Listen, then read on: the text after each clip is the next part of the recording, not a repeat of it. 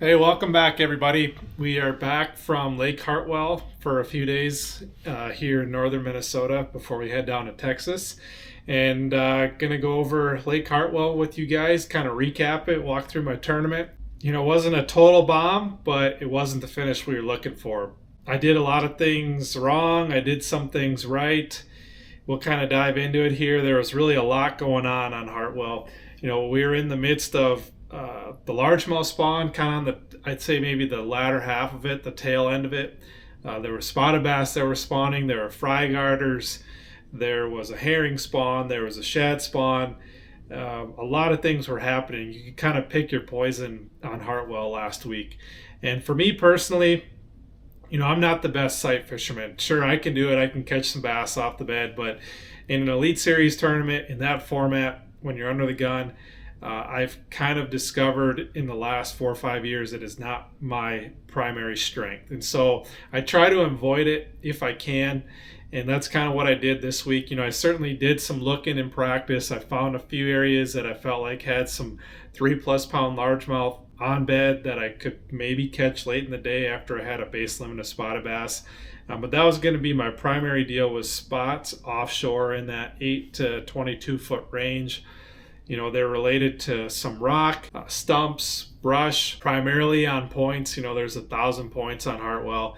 And I wasn't always seeing the fish on forward facing, but I was seeing that structure and the cover. And I was throwing a 1/8 ounce or a 3/16 ounce Ned Rig. But that was my primary deal. I did some looking for the herring spawn as well in practice. I caught a few key fish, but it wasn't something I was super dialed into. But I was going to run it. I felt like I needed to have a couple 3-pound plus bites throughout the tournament to get me over that hump.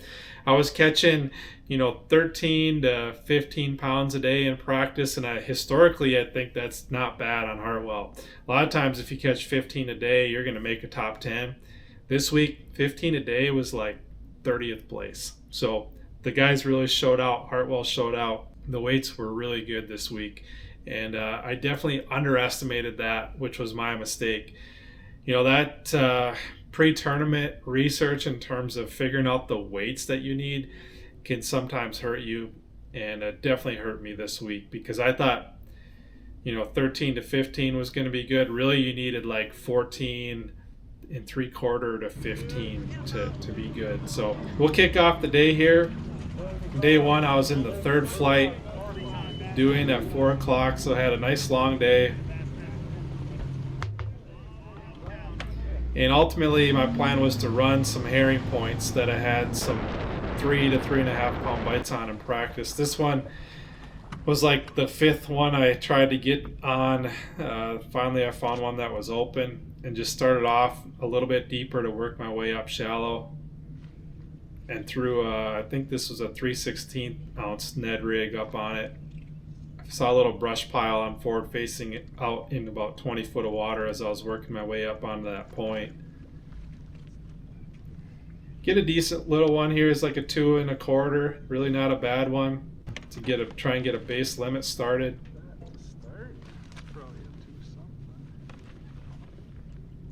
Now my Ned Rig was a Ned BLT in Green Pumpkin or Green Pumpkin Magic in the Crush City line.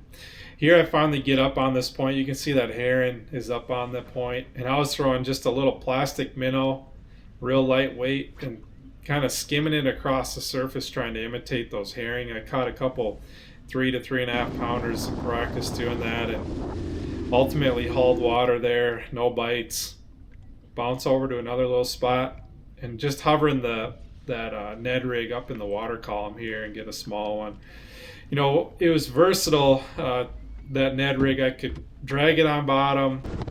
I could hover it up above brush and stumps and rock and get them to come up on it much like you would with a jig head minnow.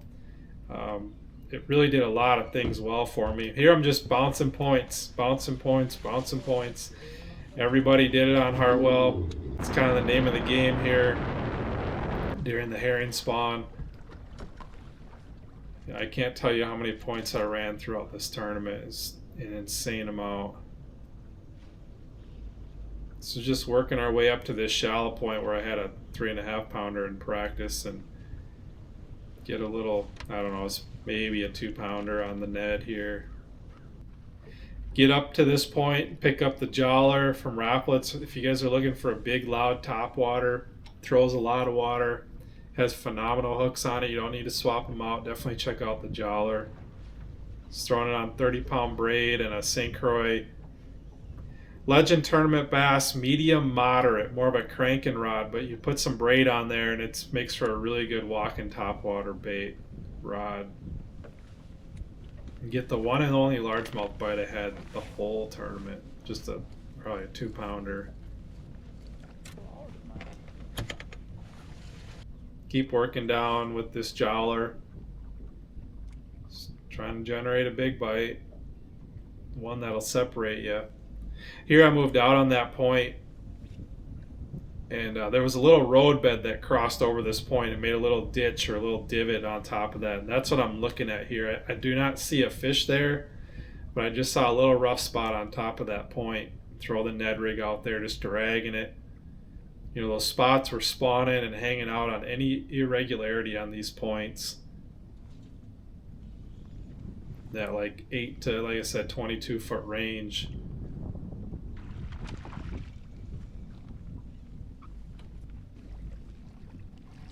That was a quality one. That was a 2 3/4.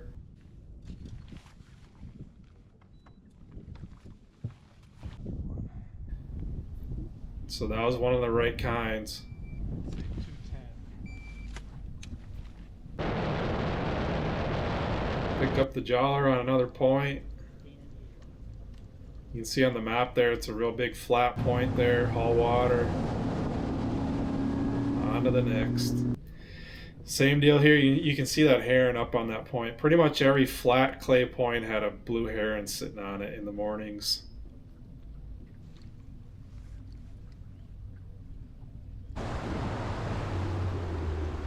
Bouncing around like this is not my style. You know, I really like to hunker into an area, but I just knew after practice I was going to have to cover a ton of water every morning to try and capitalize on a good bite. And you know, it was kind of down in a primary area that I'd had a good, you know, this was the zone I had some good bites in practice, 2 3/4 to 3-pounders. And on day one, it really did not pan out. I got one bite in that area right here that was better than average. You know, I think this was like a 2.5 to 260, something like that. Dragging on a high spot with a little rock in like 8 to 10 foot of water with that Ned. And you know, as a zone, I felt pretty confident that I could catch 14.5 to 15 pounds, and it really never materialized. So really got to start running new water at about this time. And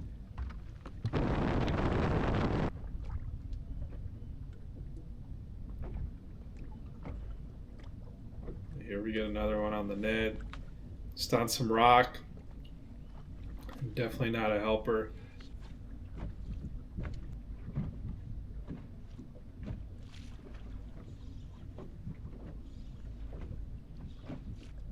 I think this is our 4th one over 2 pounds for the day. So my goal was really to get 5 over 2 1/4 to 2.5 before we'd go largemouth fishing. So we got 4 in the box right now. Just bouncing points, stuff I've never fished before.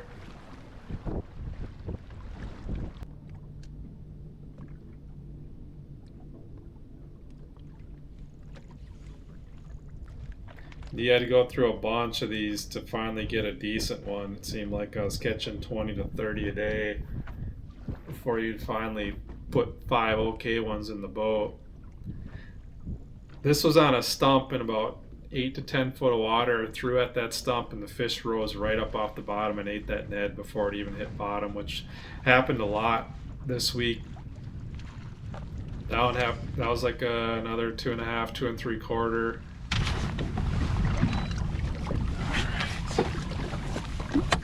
Finally got our 5th one over 2 pounds. But still, we're only sitting at like 12 pounds something right now.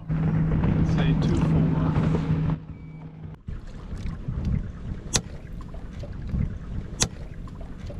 that is not what you want to do with your Ned Rig.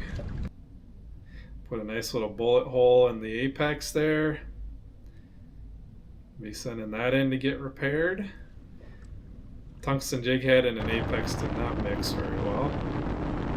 So at this point, I feel like I gotta switch something up, try and go get a bigger bite to get me over that hump. I find one here about 3.5, maybe 4 pounds. Spend probably 20-30 minutes on it. But it was not locked on at all. The male was kind of sitting there, the female was moseying around, but she wouldn't really get up there. Ultimately, it was a waste of time. I left that area, went into another pocket around the corner where I'd marked like 4 decent ones in practice, all in one little pocket here. And literally every fish was gone. Either that or they got caught, I don't know, but which happens in the South a lot. You know, they move up, spawn, they get out of there really quick. So here I am back out playing the spotted bass game, trying to upgrade, catching a bunch of fish. It's super fun, don't get me wrong, like it's a blast catching these things, but it is really hard to cull up when you get into that 12.5 pound range. It starts to get difficult to cull up. So we're catching fish, but not the quality we need. And this is just like a 10 to 20 foot hump out in the middle, just kind of popping that Ned Rig down the edge.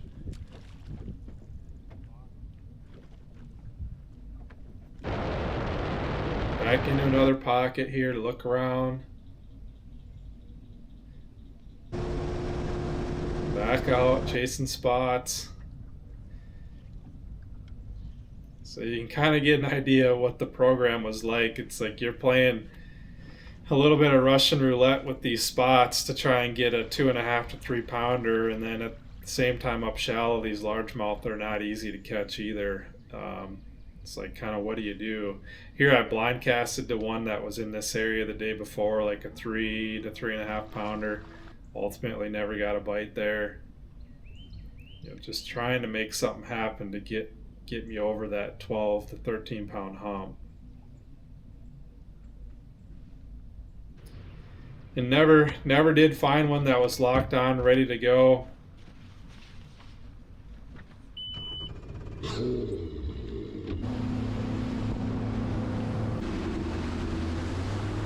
And back to check in with what I thought was maybe a day that might keep me in it. But ultimately it was a day that put me down into the 80s. So definitely underestimated the weights in this one. It was 14 pounds, 7 ounces, was 50th place. Way more than I would have thought. I thought the cut line would be in that 12.5 to 13 pound range based on kind of the historic weights I've looked at from past tournaments this time of year. Around the spawn, it seemed like there was weights a little bit lower, which is pretty common across the country in that funky time of year, but it's the Elite Series, man. These guys catch them wherever we go, and Hartwell really showed out this week too. So I had my work cut out for me. I needed like high 16 pounds to make the cut, and I hadn't seen over 15 pounds all week of practice. So my goal was to go out, run a bunch of new stuff in the morning, see if we couldn't figure out a way to generate a 3 to 3.5 pound bite on the herring spawn, and then go spot a bass fishing, maybe look around in the afternoon a bit. So we'll get day 2 started. I run to a new area to start my day, an area where I got some bites in practice, 1.5 to 2 pound spots to try and get a limit in the boat. And man, what a big mistake looking back at it. I caught a just under 2 pound spot here, but I don't know why I felt like I needed to just go get a limit of any size spot right away. Here we get one up and over the cable there. Try and run some points for some largemouth with the jowler. But I feel like I should have started in a different area of the lake, further down the lake. It seemed like the further down the lake I got, the better quality spots I was finding. And so this was just a massive waste of time in the morning. I could have utilized that first hour better for sure.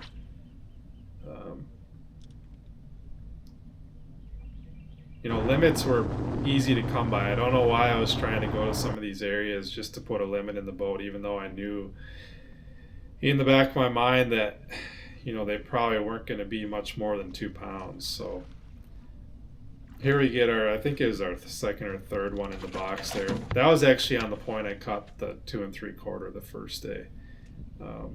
Go back to this little minnow, skirting it across the surface on a point that I caught a 3-pounder on in practice. Throw a little swim bait around a little bit on a flat point. Now we're kind of running new water, just trying to generate a bigger largemouth bite on that herring spawn. Up and down, up and down, up and down. A lot of points. This one was a deeper point. It was one I ended the day on day one actually. I caught a 3-pounder or 2 3/4 in practice on it. That one was like in 22 feet of water off of a stump on the Ned Rig. Kind of let it get all the way down to it. The fish came up off the bottom to eat it.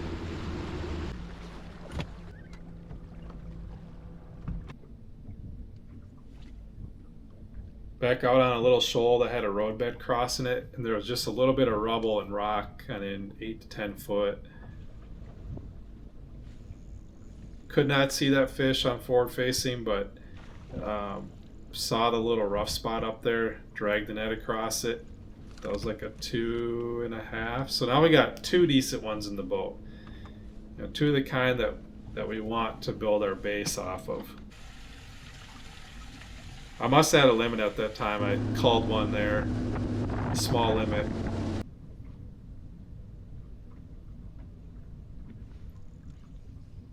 Now we're playing the numbers game again with these spots. We're kind of off of that shallow herring spawn deal and running points.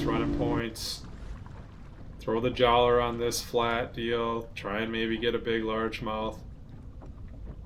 Try and keep it honest. You know, I caught a few quality ones in practice doing that and just figured I'd run new water in the tournament and hope we come across them. But man, I did not figure out this herring deal at all. I don't know if it was an area thing or I just was in the wrong part of the lake. A bait thing just didn't have the right presentation. I don't really know. So we're back out playing the spot game. Dump one there about, I don't know, it's like 2 1/4. And I got a big knot in my line here when that happened, way down in the braid. So I gotta swap this reel out on this rod. I wanted to keep using that rod. It was a 7-foot medium fast Legend Elite. So those green rods from St. Croix. It is by far and away my favorite rod to throw for a Ned Rig. It's super light in hand, unbelievably sensitive, and you need that when you're throwing a little 1/8 ounce or 3/16 ounce Ned Rig. So we put a new reel on it, get it swapped out. When I was doing that, I saw some schooling activity on this point. So I zip over there, never fished this point before. See a stump there in like 8 foot of water, throw the net at it, and one comes right up off that stump immediately.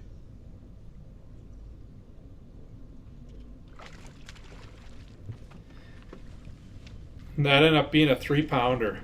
So that is definitely the quality we need on the Ned Rig. Once again, that Ned is so versatile. That Ned BLT has a little more action to it, so you can hover it and twitch it like a minnow. It's not just a straight turd with no action. That's what I do really like about that Ned BLT. And around the corner from that, the schooling activity kind of continued, so I threw that minnow out there. Just reeling it on the surface, trying to imitate a blueback. That was a fun bite, but the quality was not what we needed. They keep schooling, so I'm throwing that jowler at them. And a lot of these I think are stripers. You know, they're off the bank a little bit in deeper water, busting all around us. Super fun. Like, it was an absolute blast having these fish around us, trying to get them to eat. But I think a lot of them were striped. But sometimes a big spot will hang with those stripes, so you never do know. It's always worth it to throw at them. I couldn't get him to eat that jowler, so I pick up the little plastic minnow again and try and twitch that on the surface.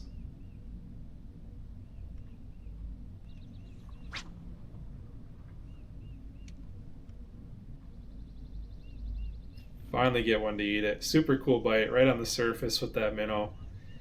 But within about 5 seconds, I realized this is not a spot. Ended up being a big stripe. Not the kind we need. And it messed up our plastic minnow a bit to the point where we had to fiddle with it, get it fixed up. And right when that's happening, they were busting up top there. You can see a blue heron came in, and my timing was off there, having to fix that bait. Never got a bite there. Couple herons on the bank there. There's a lot of activity in this area. We're getting some bites, but ultimately they're not the right size. So time to move on, bounce to another point, kind of get back to our program of throwing that Ned and get off of that plastic minnow bite on the surface. And sure enough, first point we come to, right on some rock, right off the tip of it. Get another quality spot. I don't know, it's a 2 1/4, 2 1/2, something like that. Probably up there either chasing heron or spawning on those rocks. Now we get into a zone down the lake that I had never practiced in, but I looked at a map and it kind of just fit the pattern. Just points with kind of a flat spot on top. If they had a little rock off the tip, even better. If they got little stumps or brush down there, that helps too. This one was just on a little bit of a rock area off the edge. Ended up being a good cull for us. I forget if that was a 2 1/2 or a 260 or something on the scale. 2 1/2. And I had like 3 or 4 rods rigged up for a Ned, and my leader was getting short on most all of them. So had to sit down, tie a new FG, get a new Ned head out here. I hate doing that in a tournament, but we kind of burned through all the ones that we had rigged up. These spots, their teeth are really sharp, so I was retying a bunch. Here we move out to the next point nearby, get a chunky little 2-pounder. Just bouncing points. You just get on these points and just look with your forward facing and look for rubble, look for rock, look for stump or brush, and if you saw that, that's what I was throwing at. Another quality one there. Slow upgrades. Slow upgrades. That was the name of the game. Announcer here, two here. Here we get the old gator grip out. What do you guys think? Do I need a new culling beam? I've had that for like 15 years. If you guys got any suggestions on good culling beams, let me know. I've always used that thing. It's always worked, but she's looking a little archaic for sure. Bouncing more points in this area. It was pretty easy. Just, pick a point on the map that had a little yellow and green on it with the color shade. Get on it, pan around, look for a stump, look for brush, look for rock. This was a brush pile that had like 4 big blobs floating over the top of it, and most of the time this week those were catfish or stripe, and so I decided to throw at it anyways. I thought for sure this was a catfish, but you never know, those spots, they'll hang down in that brush to the point where you can't see them. This one came up and out of there and ended up being my second best one of the day. I think it was like a 286 on the Rapala scale, so that's the kind we needed. So at this point we got a good base limit. We got like 14 pounds, which was really the goal for day one. I thought if I had 2 14-pound bags I'd be making a cut, but apparently not this week. But that was what I needed to get a good base, and then go looking for some largemouth, or maybe get lucky, catch a 4-pound spot. Continue to go through the numbers, but not the kind we need. So I dip back into a pocket here, do some looking real quick, See if we can't find a fresh largemouth. Ultimately do not. Get back out there. This was a flat point. I thought with the wind and the clouds, maybe there'd be some quality fish sitting up on that point. Drag a fluke across it. Nothing, all water. At this point, I feel like, okay, we need to be done with these spots. We got to commit to trying to get a big bite here. So for the last hour of the day, I get up around some docks that were flatter. I start out with a swim bait. You know, I feel like I got about 14 pounds on my scale right now. And if I can get a 4.5 to 5 pound bite, maybe there's a chance we make the cut. Put that swim bait down, pick up a rod out of the box and tie on a jig. I just felt like I could be a little more efficient skipping behind these docks where some of these largemouth were either post spawn or maybe garden fry. Kind of just commit to this for the last hour of the day to try and get us over that hump. Our small one at this point was like 2.25, so I thought, okay, we got 14 pounds, we get a 4.25 to a 5 pound bite, we might be in this thing. Get a small largemouth here, but keep rolling these docks, just keeping faith, not giving up, just hoping that we can get a big bite before the end of the day. Take it down to the last minute, and ultimately it doesn't happen. So we zip back to takeoff here, and that's our tournament. First 2 days of the tournament is all we got to fish this week. Unfortunately, didn't make the weekend cut.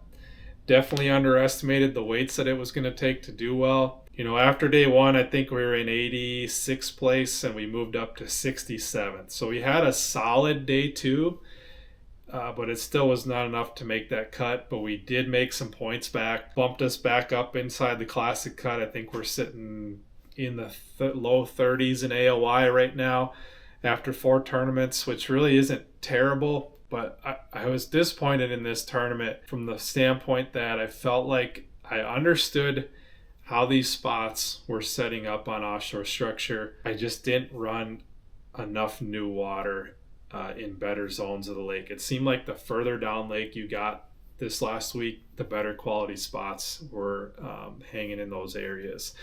And I didn't do enough of that. I didn't expand my reach far enough, which is kind of a product of my own style. Typically, I like to hunker into a zone and milk it for all it's worth. And unfortunately, I think I hunkered into the wrong zone on day one. Day two, I expanded my reach a bit. I felt like I started getting into that part of the lake where a 2.5 pound spot was not as hard to come by.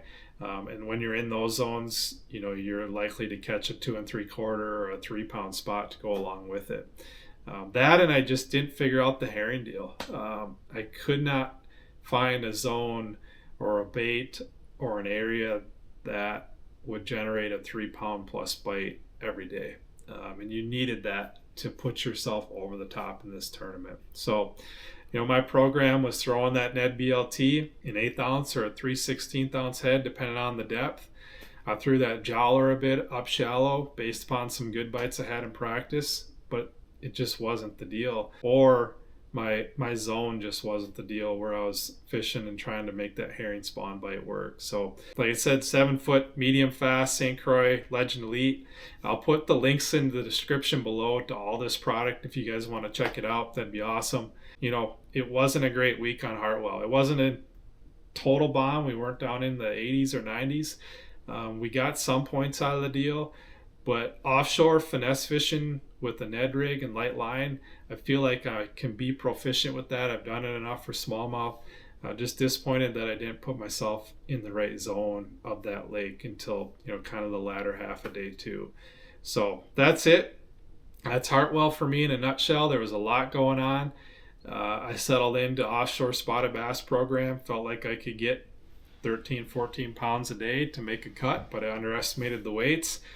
And move on to the next one, live and learn. I learned a lot about how this lake sets up for when we come back next. I hope we do come back. It was a super fun lake. I didn't spend a lot of time going way up the rivers, the Seneca, the Tougaloo. If we come back, I might spend a little more time doing that, looking for some largemouth as well. But I really committed to main lake spotted bass deal, and felt like I could 2.5 to 3 pound them to death and make a cut and have a decent finish. But it didn't work out. But we got to regroup, have a short memory, get on to Texas. Lake Fork, the Sabine River. I've been to both of those places at different times of the year, so we'll see how it works out. We need to put some big fish in the boat at Fork, and then we need to find a zone on the Sabine that has some 1.5 pounders is kind of the program down there. So looking forward to it. We need to find some more consistency in these tournaments coming up, because after these next two, we're 2/3 of the way done with the season. And we need to be sitting solid into the points before those last 3 to really have a good shot at the Classic and a good AOI finish. So looking forward to it. That's it. I appreciate you guys tuning in, and we'll catch you at the next one.